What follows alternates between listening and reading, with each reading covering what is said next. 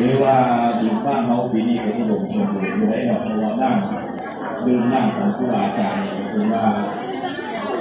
เวลาเนาะพอเราได้วัดสวรรค์เราภาพคนเดียวก็ได้หาเกียรติ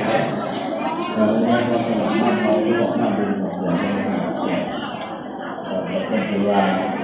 ถ้าเราไปอยากนั่งประมาณเรื่องมาเอาเรื่องนั่งดื่มเรื่องมาเอานั่งดื่มมาเอามาพอทั้งหลายก็ต้องได้ใหญ่กว่าอาจารย์แล้วก็ใหญ่ก็ต้องคิดตัวหลายเอาหน้าดื่มมาหลายเนาะหน้าดื่มหลายเฉพาะเรื่องนี้เลยนะที่แยกมาที่ทั้ง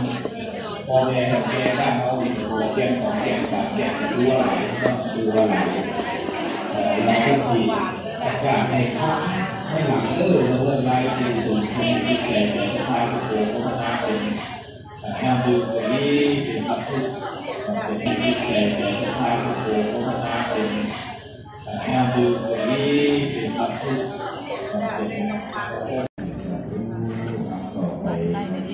ไหวของคุณเนาะ